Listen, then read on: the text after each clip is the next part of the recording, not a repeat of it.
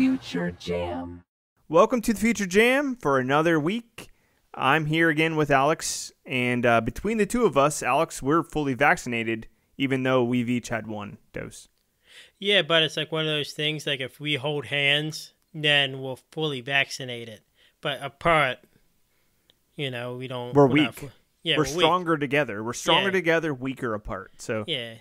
United we stand, divided we fall. So we can repel any virus.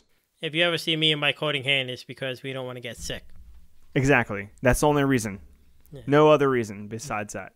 But let's just jump right into it today. We got a packed week, so let's jump into the bizarre and dumb tech of the week. And the first story up is Coca-Cola is launching a vending machine subscription in Japan.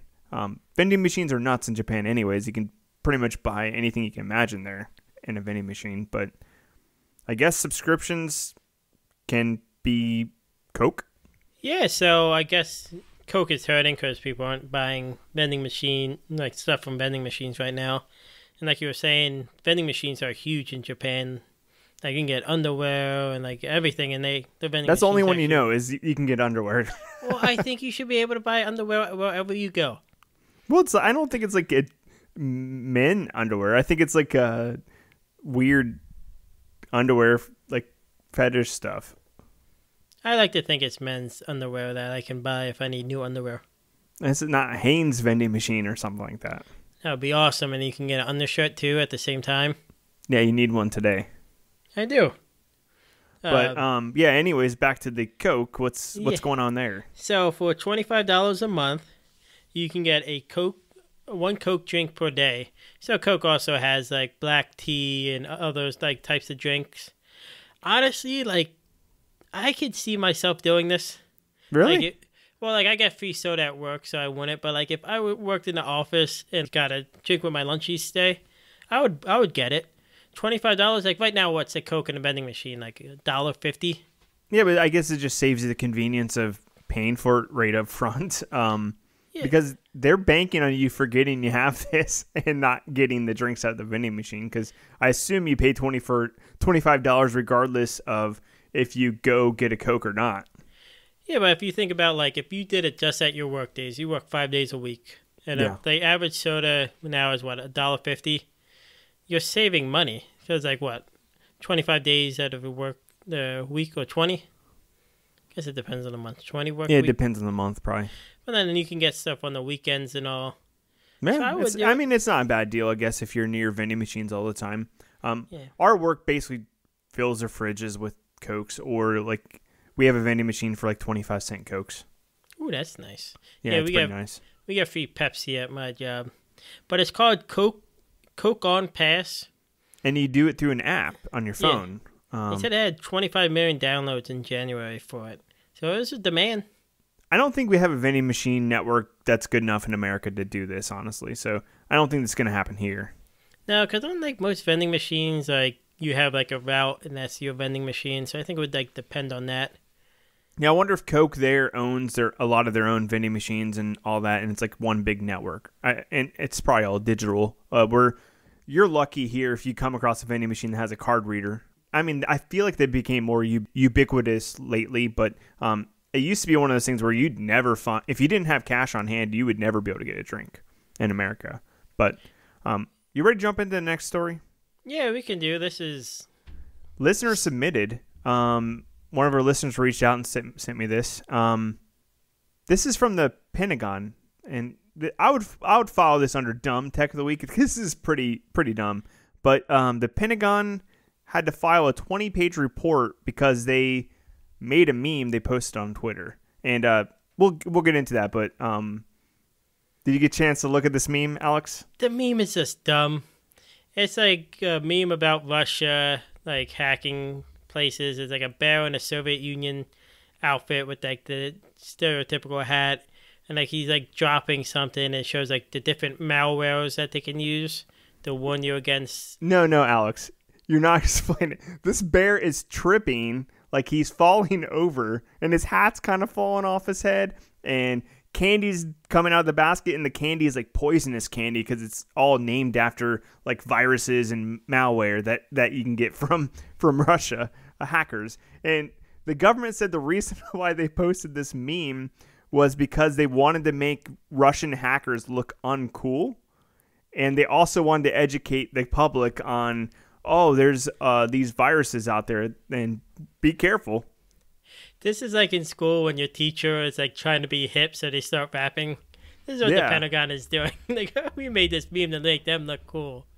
But yeah, there's like this article they leaked the email chain, and they're going back and forth like, oh, I want this bear. I want the bear tripping. Okay, give me a picture of the bear tripping. Okay, and have candy coming out of his basket. It's just nuts. Like the government is spending time on something like this, and they think it's going to be popular. Well, that, and they had to do a 22-page report to break it down, because that's what the government does, is they do reports. But it's like, I don't think they understand what a meme is. And I don't think they understand that bears are cool. Like, every single bear I can think of is pretty cool. Well, it's a bear in a hat and a jacket, so I think of Paddington, and Paddington's cool as shit. Yeah. So Paddington, yeah, there's Smokey the Bear. Yeah, he's pretty cool. He wears pants. He doesn't have a jacket. There's Yogi Bear. He's pretty cool. So our government's wrong on every single level on this one. Besides the Russian hackers, don't mess with those guys. Yeah, like their heart was in the right place, but come on, government. Yeah, you could do better. And it's not even like, if you looked at it, you wouldn't even tell it's a meme. It's not even in the meme format. No, it just looks like a picture. Like, it's like I can see this as like an advertisement hanging up in like a children's book. Or something. It looks like a children's book art. Yeah, like warning a kids about this technology. But there's no like reference in there. Like you'd have to figure out everything in this picture. Like, it's too subtle. Like, I don't understand what the government was thinking, but I think it's hilarious. Let's jump on to the next one. And we talked about deep fakes in the last episode, and I feel like that's going to be like an ongoing trend, because there's all these apps that let you change your face and put your face over another body, all sorts of stuff. But recently, a 50-year-old man, a Japanese man, he came forward and said his Twitter account was all deep fakes. He got all these followers on his Twitter because he took his face off of his body and put like an attractive lady face on there. Yeah, so it's a guy who's big in the motorbike. He's a motorbike enthusiast. He likes posting pictures of his bike and fixing the bike and all. And he's a 50-year-old man, so no one wants to look at his like page. He was saying he was getting like 10 likes when he would post stuff, and then he did the face app and found like changed his face with like a hot young girl, and like his likes were going up to like 1,000 per post, and he has 24,000 followers now. It's pretty funny. Like, he's not doing anything wrong, because he's still just posting the same content. It's just a different face. Yeah, I think it's funny. One of his quotes was like, "First, I just tried, then it happened to turn out fairly pretty, and then I started getting likes." I wonder how many DMs he got Xing him out. Yeah, I don't know. Maybe he liked that. Maybe it was a confidence boost for him. But I just thought that was weird. Like, people you follow on Twitter and Facebook, maybe they aren't even what you think they are at all. This makes me think that this is proof that sex sells. Yeah, it's proof, I guess. I mean, it's proof that nobody cares about a man tweeting unless they're already famous, or for some reason. I don't know. People don't care about men, really. Well, that was like, if you like ever watched like G4. G4 was always like a super nerdy guy with a really hot girl reporting on video game news. Yeah. Like, it's just so odd. Like, I don't care what my newscaster looks like. Let's make it entertaining. Exactly. And let's keep this entertaining, and let's jump into the tech news bites. This is the one where we do the news stories in 2 minutes flat. Not all of them, but each one gets about a 2-minute timer. All right, this first story, it's kind of a combo, because both augmented reality glasses are popular and VR glasses, and Facebook announced some new AR glass news, and PlayStation announced that they have a PlayStation VR headset coming out. We covered that last week, but they have new controllers, and the controllers look awesome. They have like haptic feedback, triggers that push back on you, like active triggers, all sorts of awesome stuff in the controller, finger tracking, all the things you would like in a VR controller. Well, the thing with the PlayStation that is going to be cool is like it doesn't need a camera anymore. So it's going to connect to the headset. So a lot of these video game systems, especially early on, there was a camera tracking your movement. And that's where you always get like the crappy, like wave your hand and it's like 4-second delay. Yeah. So they're going to be like super sensitive. They're going to have like a lot of the same features as the new dual sensitive controllers, like you were saying. But it is pretty cool. Like they're called like an orb. They go around your hand and you hold them. But they look cool. The PlayStation VR keeps looking cooler and cooler, especially from the first version. So it'll be interesting like how these actually work when they come out. And then Facebook's announcement was instead of using cameras to track your hands, Facebook has AR glasses. They're going to be using like a watch. And that watch will, I guess, read nerve signals and that go from down your arm, and it'll be able to track like what your hands are doing via the watch. So I guess they said it's harder to control, like it's harder for the camera to see what your hands are doing. It's easier for this watch to tell. Yeah, it's just going to monitor your the electromagnetic pulses in your body to tell what your body is going to do. So you have the glasses on and you're going to sit it with it's going to be on your wrist, and like you can slide over by just like thinking to slide over, and it's going to slide over. It looks really cool, but the issue is like it won't be available until after the glasses are out. That's the timer, but just because this was 2 topics, I'm going to go a little bit over. Facebook hasn't announced when these glasses are coming out, so I think this is more like pie in the sky, like 5 years down the road that it might come. But the technology is getting better for the VR and AR technology, so it's going to be finally get to the future where you see like video game stuff and people moving. VR is already popular all across, getting there, but AR is like not really there yet. Like AR is basically, if anybody doesn't know, it's not many people know exactly what it is yet, but basically it's a pair of glasses you wear on your head, and it will overlay things in your surroundings. If you have a cell phone, you can already do this with your iPhone or your Android. You can kind of like show it, and you can see characters moving in your environment. That's augmented reality. So if anybody ever asks you what augmented reality is, it's just basically overlaying information or technology. And somebody said we didn't need 2 minutes for each topic. Well, you broke through the barrier, and I just decided to go with you. Okay, well, go to the next topic. I'll be more stricter on this one. You better. So the next topic up is YouTube can now warn creators about copyright issues before the videos are posted. And I think this was always a big pain point because creators would upload a video and then immediately get it taken down or flagged because it had something in the video that they might not have known would get it like blocked or flagged. Now, I don't know why this hasn't been a feature all along. I don't know why. My guess is YouTube didn't want to deal with it at first, and now like this is probably becoming more and more of a problem for them with copyright infringement. Yeah. So it's called checks, which is simple enough. So it will review your video before you post it, and then it will compare it to any content ID. So if it matches anything that's already copyrighted, it will let you know, so you can remove that part of your video if you wanted to. Or you can file a claim saying, I don't think this is copyrighted.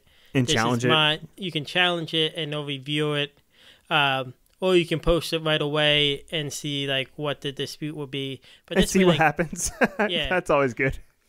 This way, like, people can start getting paid faster on the videos and not the videos being taken down or hold without any explanation. So it's just something, YouTube should have been doing a while ago.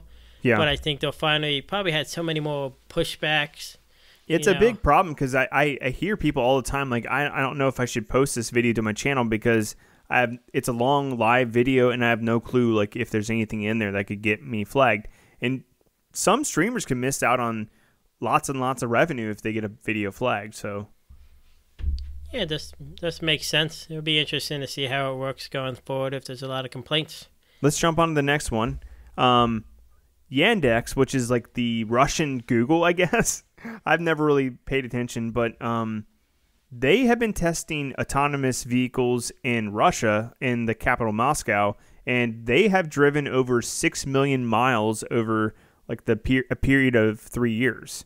And in Russia, it's a lot more treacherous roads than in California, where they probably test a lot of the autonomous vehicles. Like there's snow, sleet, ice, all that stuff. So this is pretty impressive, I think. Yeah, so they were saying like they've had to recalculate and send things. They had to adjust the systems every time they got like a heavy snowstorm. And they're saying the system just keeps getting better and better. Like they said, their cars ran fine, and when they had like a snowstorm of like negative 25 degrees earlier this year in January. So like they were saying that the system can adjust to both sleet and icy conditions, advise you the car to move lanes on its own, change how fast the speed is. They're saying now that the technology is there that it can differentiate between, like it can tell if it's a person like in the fog. Yeah. Like it's so well now, and it can tell the difference between like giant snow mounds and buildings. So it's pretty cool. Going back to Google, I know Waygo is Google's brand, but they've been testing in Michigan and northern Ohio for like this type of weather to compete with this. Yeah, I think there's like a city in Michigan they were testing it. I think it was like one of the college campuses up there, if I remember right. But yeah, I don't think Michigan's weather is near what, like it's Michigan snowy, but I used to live up there for a time, and I don't remember it ever being super icy. I think if we get closer to like the northern peninsula. Yeah, maybe it gets icy up there, but I remember like when it snows, it's usually like a not a slick snow. You can fly in the snow up there, like drive pretty fast. But all right, time, Mike. All right, let's jump into the next one. This one's also car related, or pretty much, I mean, not entirely car related. It's battery related. And battery is a popular topic on the show, but there's a new battery that's being tested, and I mean, it's been in the works for a long time. This is like the 10th iteration probably. But this is a battery that is massless. And I'll let you know what massless energy is real quick. Massless energy means that it's not actually taking up mass on the vehicle itself. So if you have a current like battery operated vehicle like from Tesla, tons of the car's weight is in the bottom. Like they call them skateboards because the bottom chassis is basically just one big battery, and then the frame, and then the car is on top of the battery. This one, the actual frame of the vehicle is a battery. So it's not taking up any extra mass because the thing that's holding it together and providing structure is the battery itself. So it's like basically getting rid of all that extra weight. Yeah, so they're looking at carbon fiber seems to be the best material for this. And they're saying like this technology performs 10 times better than any previous versions. So it is interesting, like, because the big push now we've been talking about in electric cars is the battery is the big issue. Like the cars run fine and all, it's just like how long the batteries can last, like how big they have to be, how safe they are. And this looks like a big game changer for those. Yeah, I think so. And also, this is going to be really important with like planes, that like electric planes, because batteries are just too heavy for planes to use really. So if the plane's actual frame is made of a battery, then it could be a lot more useful, I think. Well, this is a side topic, but I don't think electric planes sound safe to me for some reason. I don't know why. This doesn't sound safe. I mean, I guess it could still explode or catch fire. Batteries do that. That's time, Mike. All right. Alex gets the final say on that one. Not safe. No, that's a big no from Alex. So we're going to jump on the next one. That's the e-bike tax credit. Probably has a high chance of passing this year. And e-bikes are starting to become more popular. E-bikes, short for electronic bikes, basically pretty much a bicycle that has a electric motor in it to help you pedal or go faster. Yeah, so the Electric Bicycle Initiative Kickstart for the Environment E-Bike Act would be a 30% tax credit for e-bike purchases. E-bikes up to 750 watts and price up to $8,000. It would max out around $1,500. You're seeing them do a lot with like e-technology. electrical technology, getting tax credits because it's better for the environment. Biking had exploded over the COVID period, so it just makes sense that e-bikes are getting a lot bigger. I mean, a lot of people where I live, I do see a lot ride their bikes to work. So this is something that can get more people to ride their bikes. It's better for the environment. And I think people would be willing to go longer distance with it. It would be interesting if it really takes off. Yeah, you don't arrive to work like super sweaty like you would imagine. Like my wife has an e-bike. I bought her one for Christmas. I didn't know that. And it's awesome. Like I ride it around the neighborhood every once in a while, but it's like almost effortless. Or you can turn down like how much the electric motor is kicking in, and you can pedal more yourself. But it's pretty awesome. It's like I'd be tempted if I lived like 10 minutes from work and I didn't have to go on the highway. I'd be tempted just to swap to an e-bike. And I think that's what they're doing is they're trying to get people who commute to switch over to a e-bike because it's better for the environment and all of that. So I think it's a good idea. It's just some parts of the country it might be more useful than others, especially in this area. Well, that's time, Mike. That was a good Tech Bytes segment. Yeah, it was. And we'll just jump into our like main topics of the week. And I think we have a couple news stories. We have about 3 to get through. But the first one, and this is actually this first story is 3 different new like wind technologies that are like gonna power things. So the main topic one is I guess what the main article was about, but they also covered like 2 other new companies that are on the up and coming that have cool wind powered ideas as well. So we'll jump into that first one, and the first company is called Vortex Bladeless, and it's not like a traditional wind farm. It's a bladeless. How would you explain it? It's like a bladeless. It looks like a tower, or if you want it, like some people call it a skybrader. It kind of looks like a vibrator. That's what it is. It's just kind of like if you have like one of those like stand-up fans, like oscillating fans. It just kind of looks like that. And what it does, it doesn't like move like a big wind turbine. A big blade, yeah. It doesn't have a blade at all. It just kind of shakes back and forth to create the energy. So yeah, it says it oscillates back and forth, and you can barely see it oscillate. And it has like a big rubber, like a band in there, I guess, that collects or generates the energy from like the vibrations. Yeah, so, and then they say there's no danger to birds or any animals or wildlife. It is interesting because they can make these as big or smaller as they want. So like a big push for these would be for like home energy. Like, because I always thought about getting solar panels for my home, which I think would be cool. I just don't think we can afford it. Yeah. Because they're kind of pricey. I know you get tax breaks and all. But, like, if I could get something like that, they said if you can pair this with solar panels, because they mostly work better, they work better during the day.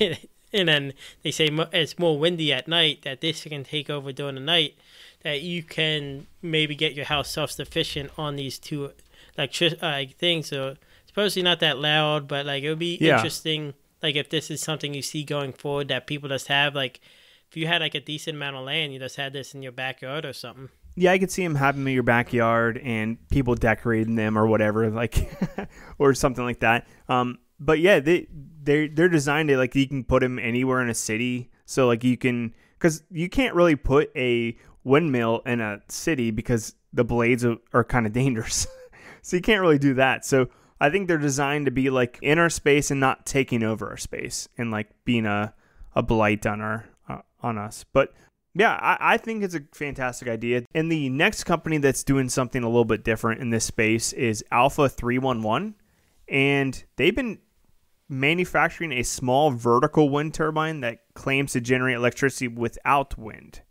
And yeah, I was confused about how this one worked. I didn't really understand it.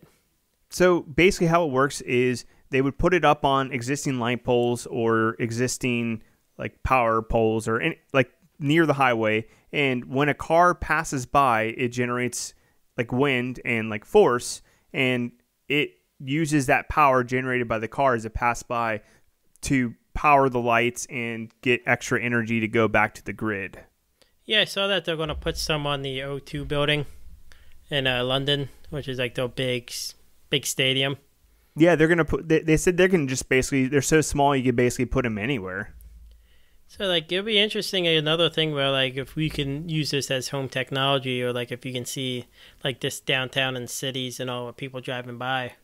Yeah, because people drive fast, especially in our part of town. So I'm sure they generate a lot more power than they think. But they said just one of them creates enough energy of like what a 20 square meter solar panel would, which is pretty good, I think. And then, I guess we keep like as we go further and further with this podcast, like learning about wind energy seems like this really seems like the big push for the future.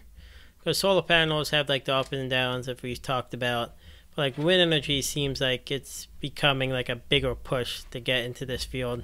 Yeah, it's kind of cool because we covered in previous episode that giant one you put out in the ocean. Yeah. And there's all sorts of like weird ideas that people have. I think we'll see a lot more startups like these come up and like come up with unique ideas and stuff because there's probably countless ways to like generate out energy from the earth like in a sustainable way. The last company you're going to mention, I think, is the weirdest. Yeah, this last one is called Sky Sails, and it's a German company. And what they're doing is when you're flying really high up, like at the cruising altitude of an airplane, the air current up there is probably hundreds of miles per hour, or very fast. So air flows very fast up that high, but down low, the air current is not as quick. So what their idea is what if we could get a wind turbine up into the higher current air?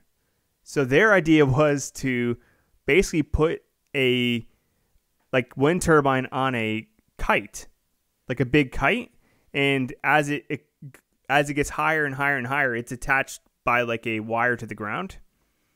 It captures all that air and power, and then when it gets to the very tip top, it says the height it goes is 400 meters. It starts to reel itself back in again, and then back down to earth. Which I think that's a really interesting idea. I don't think I've ever heard of anything like this before, but... Well, like two things. Is it like a two-person job and like the one person has to like to run with it and throw it up in the air first? I could see like a lot of people falling over with this, and there's a blooper reel on their website of people falling over with the kites. No, that's not it. It's pretty much autonomous from what I could tell. Yeah, this seems interesting that like this idea to use kites to get higher wind power.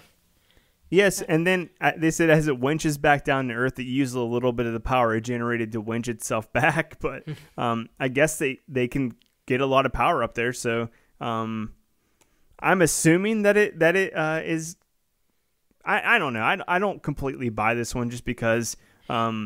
This is like one where you see like new startup tech companies have this like wild and crazy idea that never come to fruition.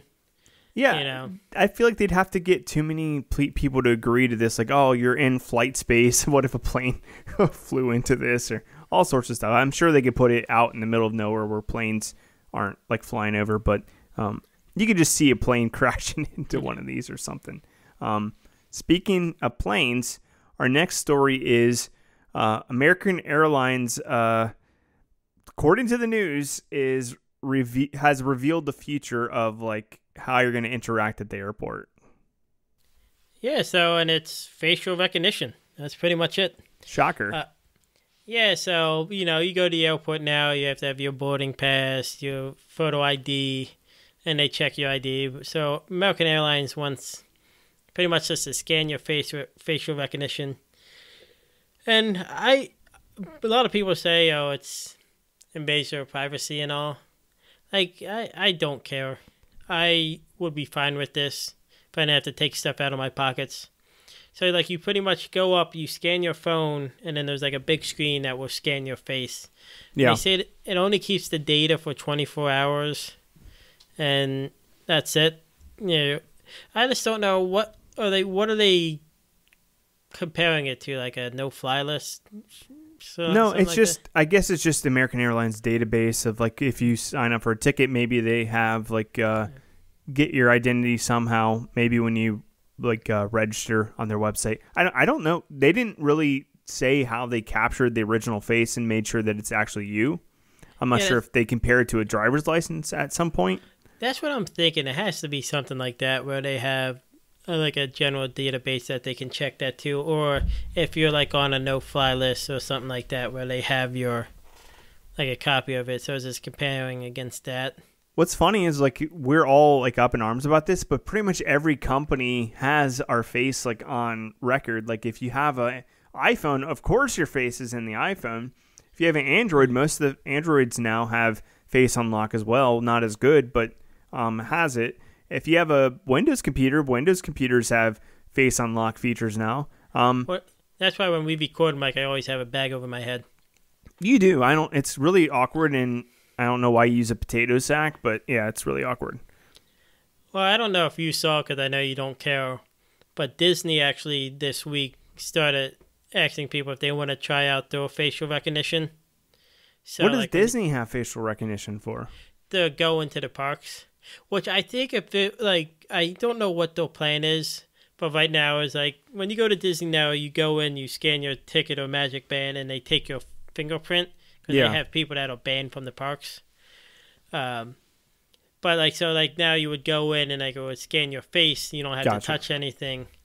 But I wonder, like, if the technology gets well enough, like, if you could just, like, walk through, like, if you leave the park and want to come back and have, like, a ticket, you can just go back. Or, like, if you do it, like, your first day at the one park, the next day at a different theme park, being able just to walk right through because it knows you can scan your face and see that you have a ticket. Well, isn't that how those Amazon convenience stores work, where you just walk into the Amazon convenience store, it knows what you put in the cart, it knows you're a shopper because of your face, and then you don't have to check out, you just walk out of the store? Yeah, so I know that's a big push, and I know Kroger is working on that as well, this new technology where it just kind of scans like your basket while you're leaving. Yeah, so it's all coming, and the thing is, Alex, I don't understand why we even went down the road of like having us touch screens and all this stuff in the first place. Like I always thought that was nasty and gross. Like I never liked touching public touch screens. I just always felt uncomfortable doing it. And it took a pandemic for everybody to say, hey, maybe this is not a good idea. Public touch screens. Yeah, you ever think about it, like they aren't like safe, and like half the time they don't work. Yeah, they don't ever work. You have to like jab at it with your finger. Well, and I think a lot of times, like, you know, like now, like a lot of things are just using your phone. Like you scan a QR code, yeah. QR code on your phone, and you can get like help through that way. I saw that American Airlines are doing. I mean, this technology is coming. I know people are really worried about your face, but like, there's not much you could do to hide your face. No. And there's cameras everywhere, like. So are you more worried about like private companies having your face, or are you more worried about the government like having a super directory of your face and like tracking you everywhere? I know somehow we all have driver's license, but somehow that just stays in the driver's license bureau, and like the rest of the government supposedly doesn't use your face for a lot of things, but maybe they do. I don't know. I don't know, and like everybody has like some type of social media or something like that your face is out there. Yeah. But the thing is what if you don't want your face out there? They're saying basically you can't use a lot of these new services without a face. So if you want to opt out, like, oh, sorry, you can't board the plane because we don't have any other method to take you. I think the first, like, maybe like 10 years of this will probably be like optional. You can opt out somehow, but eventually it will be, you know, you look how hard it is to get people to wear a mask on a plane. You know, I've read so many stories of people throwing fits about having to wear masks on the planes, and now are like no longer able to fly with an airline. Like, is it really that worth it that you couldn't wear a mask on a plane not to be able to fly? Yeah, you got to think that there's probably like a moratorium on that, right? Or is it permanent? I think the airlines are super strict about that stuff. Yeah. They just think we don't want this type of person on her plane that could pose a risk. Yeah, especially like as the airline, I know they have issues with the pilots and flight attendants with union stuff and things like that. But if you want to show that you protect like your pilots and flight attendants from having to deal with this, Yeah. I mean, people think it's a right to fly. It's a privilege to fly. It's not real technology. I forget who the comedian was. He was like complaining about people saying like, "Oh, we had to wait at the gate." It's like, yeah, you had to wait at the gate to fly in the air. I forget who it is, but like, yeah, people think it's just be like a right. It used to be a lot easier to fly too. I remember when I was a kid, you could basically just walk all the way to the gate without a ticket at all. You could. So when my dad would fly in, we would just walk all the way to the gate and like greet my dad when he got off the airplane. Like, it's gotten a lot harder now, but they're introducing these new things to make it more simple. I don't know. I'm okay with the face thing, honestly. It doesn't bother me. No, like that's like what a lot of things where like people like they do background. Like I know people complain about doing background checks on jobs and all. Like I don't have anything to hide. I live a pretty boring life. Yeah.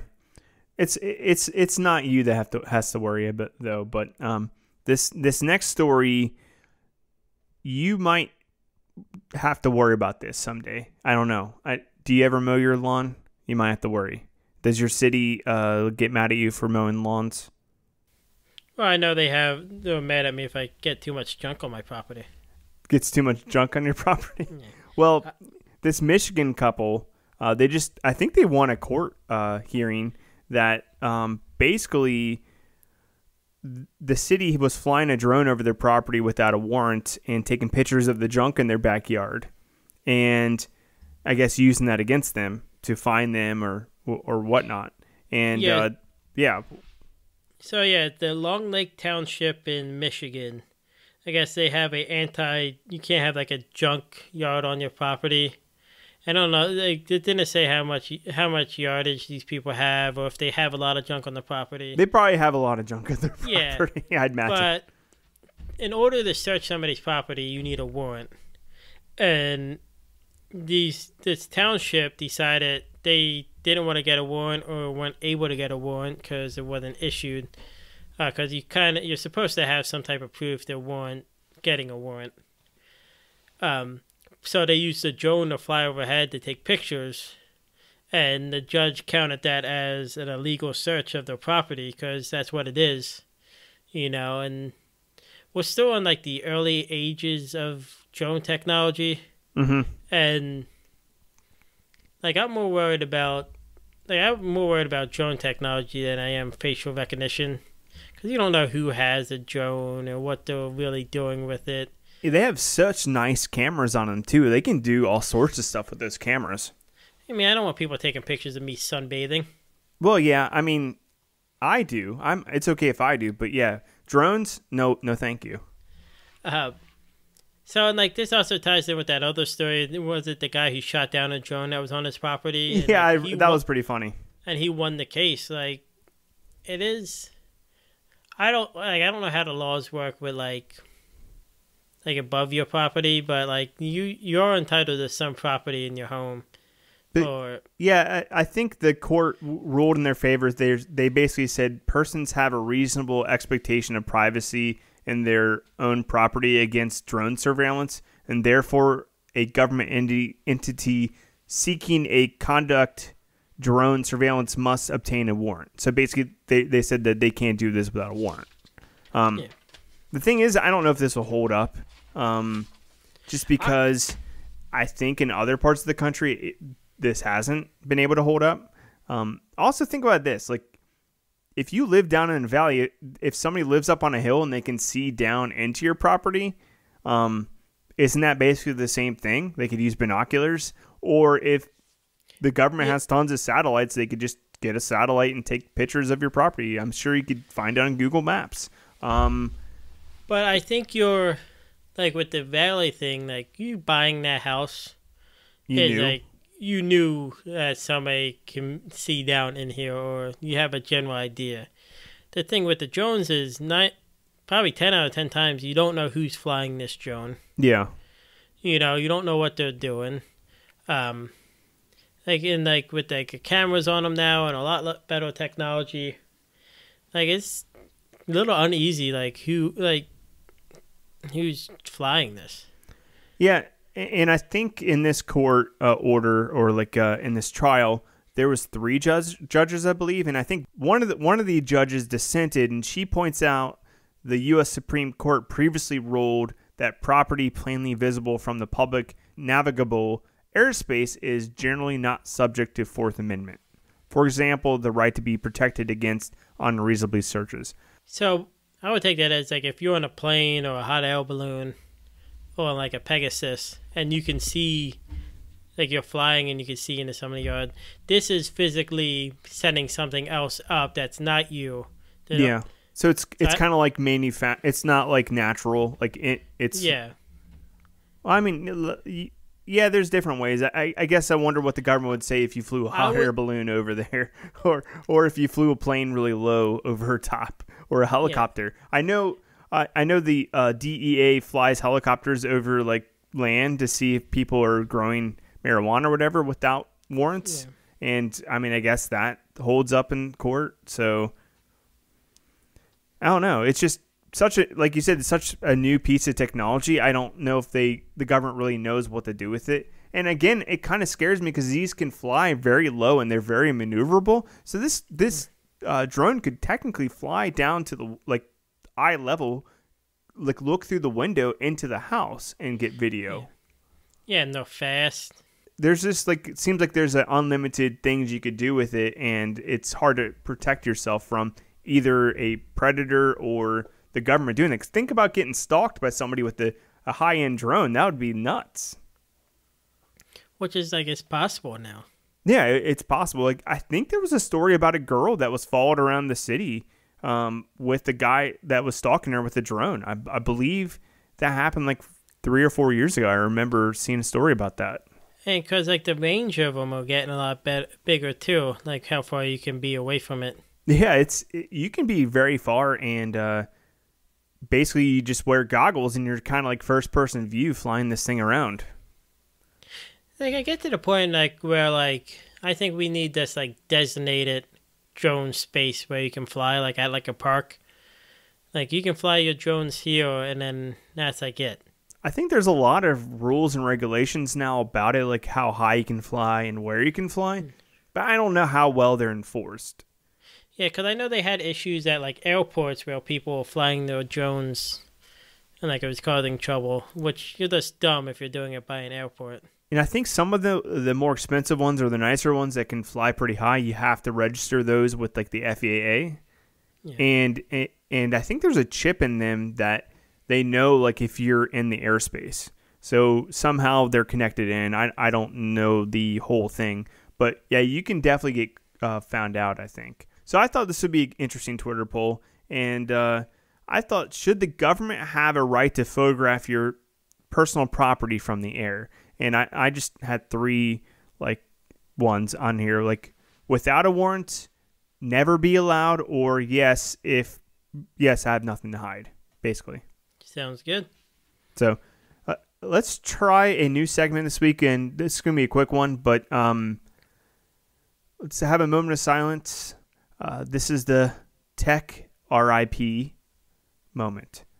And I added 3. In the arms of an angel. We almost need like bagpipes or something, or like what's the salute? A 10-gun salute or a 9-gun salute? I don't know. 21-gun salute. 21-gun salute. Thank you, Alex.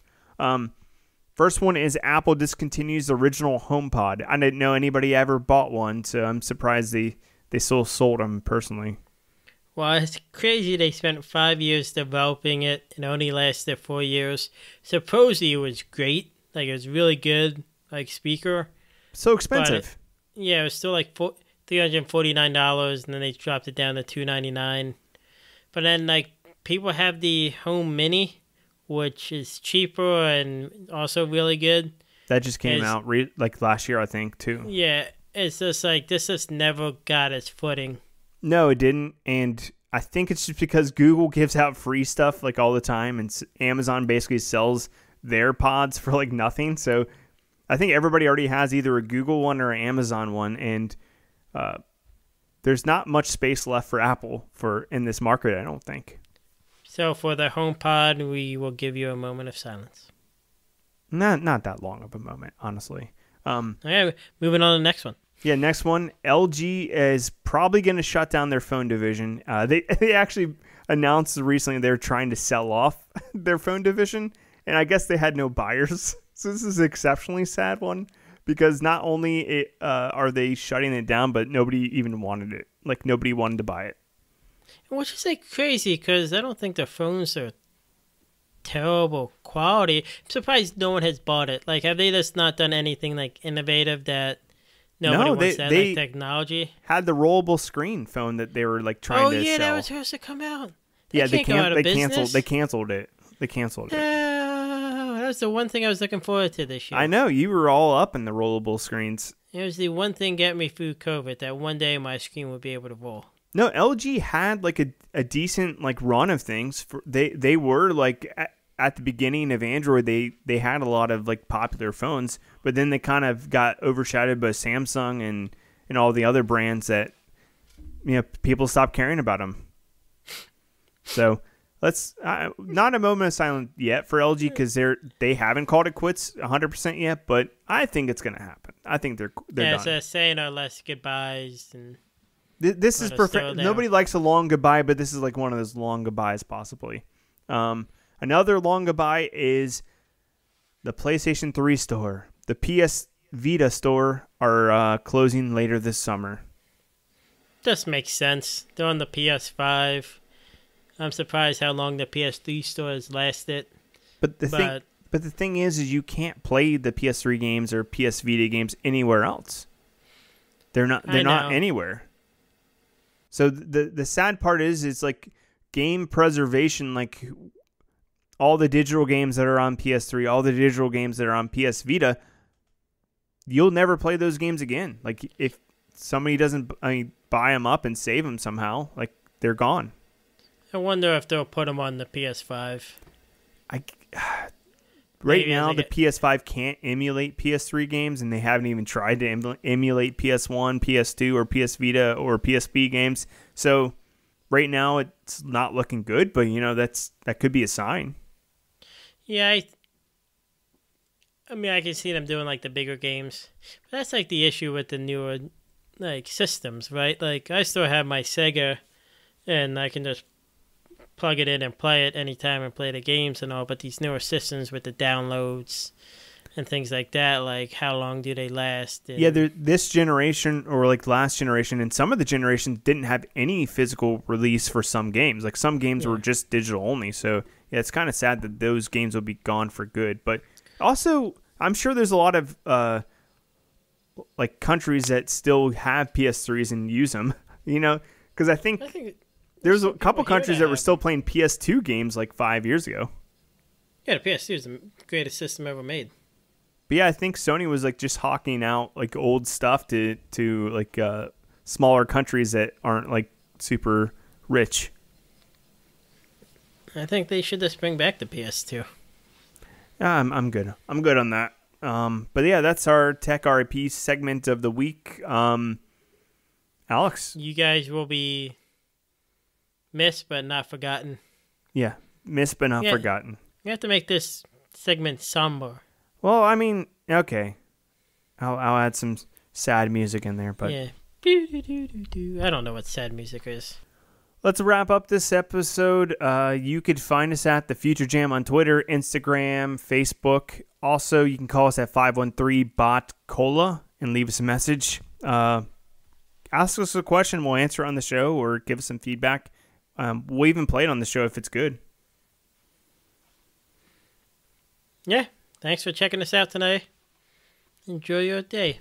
That's not a very confident sign-off. You have to be like, I'm sure you guys had a great time. You guys are probably going to tell all your friends and family about this episode. And, just put this on repeat and listen to this for the rest of the day. That's what we want to hear. Goodbye. Nah, because I know I half-assed this episode, so I know they're not going to enjoy it. Oh, that's sad. No, I'm sure it's great. I'm sure it's great. Nah, we always have fun. Thanks for checking us out. You guys all have a great day. You too. I almost said you too. Like, you enjoy your meal. You too. At a restaurant. Yeah, it's always awkward to go to the movies or something. But we need to get out of here. You guys, you young rascals, have a great day.